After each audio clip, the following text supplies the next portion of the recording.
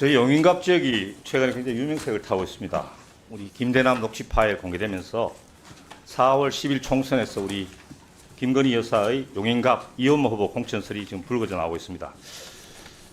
저는 몇 가지 점에서 우리 김건희 여사가 용인갑에 이현모 후보를 공천하는데 개입했을 것이라고 생각을 합니다.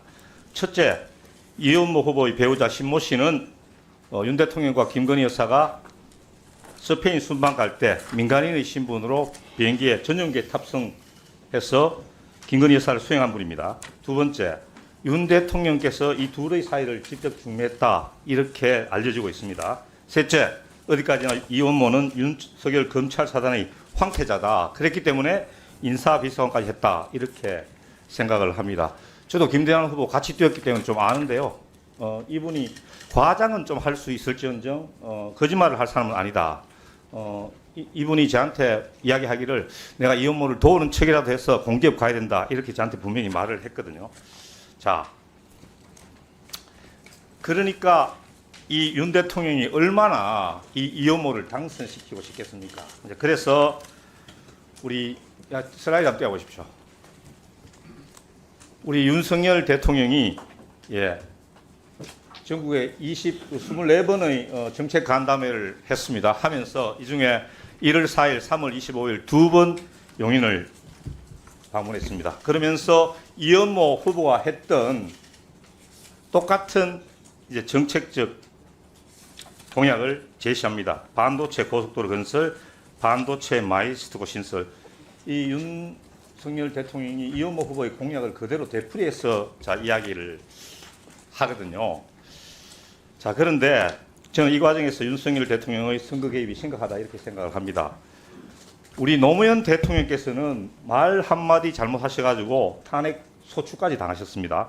그런데 윤석열 대통령은 24회에 걸쳐 민생토론회라는 명목으로 전국을 순회하면서 집권 여당의 공약 내역을 약속하고 여당 후보의 공약을 되풀이해서 확인해줬다.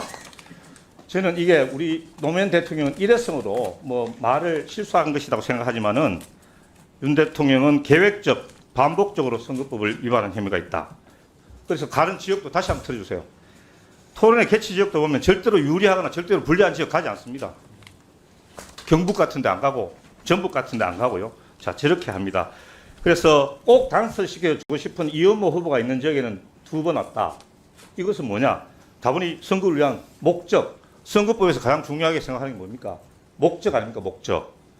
그래서 저는 윤석열 대통령의 선거법 위반 혐의가 다분하다 이렇게 생각을 합니다.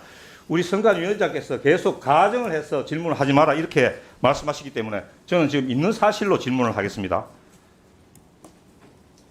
총장님, 네. 저희 우리 지역에서 선거를 할 때도 저도 선거를 몇 번 했는데 우리가 뭘 잘못하고 하면은 지역 선관위에서 불러가지고 지도를 하고 계도를 합니다. 그죠? 그런데 왜 우리 중앙선관위에서는 대통령께서 이렇게 잘못된 나중에 시비거리가 있을 수도 있는 이런 선거법 위반의 우려가 있는 이런 행동을 하시는데 왜 선관위에서는 그때 아무 제지도 하지 않고 그냥 방관했습니까? 예, 국선 앞두고 저희한테 그 부분 대통령 민생토론회에 대한 질의를 하신 것으로 제가 알고 있습니다. 그때 같은 것은 같게 다른 것은 다르게라는 주제에서 대통령이 이 민생토론회와 관련한 활동에 대해서 제가 말씀을 드렸고요. 어떤 말씀을 드렸습니까? 기본적인 업무 활동 범위에 있으면 자, 총장님. 지금 총장님 계신 선관위는 헌법기관입니다. 네. 그래서 헌법기관은 권위가 있고 독립성이 있기 때문에 그를 말을 할 수 있는 자격이 있고 자신감이 있습니다. 이거 경찰이 결국 이첩했잖아요. 경찰은 네. 수사기관이고 당연히 권력기관은 대통령의 눈치를 보게 돼 있는데 그러니까 당연히 통상적인 업무 활동의 일환이다 이렇게 해가지고 불송치를 하는 거 아닙니까? 제가 보기에는 총장님은 그때 당연히 그때 무슨 한 말씀을 하셔야 되는데 혹시 대통령하고 같은 동창이다 이런 게 작용한 거 아닙니까? 절대 아닙니다. 알겠습니다. 예. 자, 또 다른 문제가 있습니다. 이현모 후보 2022년 대통령 비서관 재직 시에 446억 원 재산 신고했습니다. 그런데 22대 총선 후보자 재산 신고에는 60억이 감소했어요. 그 주된 이유는 뭐냐? 자생바이오라는 신모 씨가 가진 주식 4만 주가 없어졌다. 근데 문제는 뭐냐 하면은 이 배우자가 자생 한방병원을 들어보셨죠, 총장님? 거기에 대주주예요. 여기서 자생한방병원에서 2020년 8월부터 2022년 8월까지 90억을 대여해줘요. 그런데 2023년에 자생바이오라는 회사가 갑자기 청산돼 버립니다. 그래서 4만 주가 사라졌어요. 4만 주가 주식은 평가액이고 실제로 사라진 돈은 자생한방병원에서 빌려준 90억 원이거든요. 우리 총장님 이런 거 우리 재산신고 받을 때 이런 거 심사 안 하십니까? 이 내용에 대해서는 제가 아는 바가 없습니다.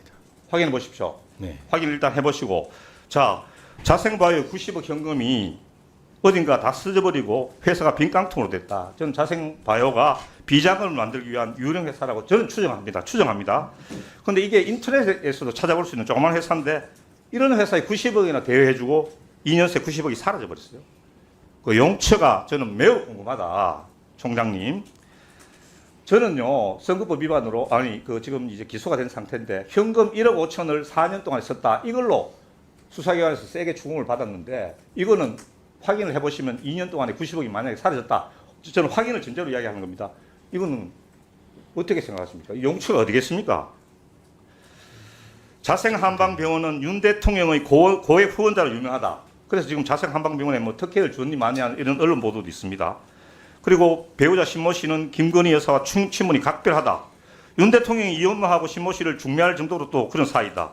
그리고 김대남은 굉장히 설득력 있게 이혼모를 용인갑에 전략 공천한다. 이렇게 이야기하고 있으면 이게 뭐 논리적으로 3단 논법을 따지지 않더라도 이 돈의 용처가 어딘지 저는 조심스럽지만 이혼모 후보의 용인갑 공천과 관련이 있을 수도 있다.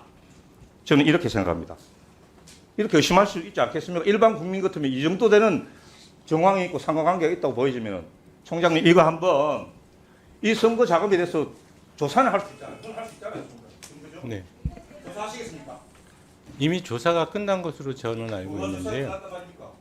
지금 선거 후보자가 제출한 내용에 대해서 지금 저희들이 이제 실사를 한 것으로 알고 있는데 지금 아직 실사 안 돼요. 그러면 실사를 했으면요, 그 보고서를 정확하게 저한테 제출을 해주세요. 네, 저희들이 어떻게 됐죠? 선거 비용 실사됐죠.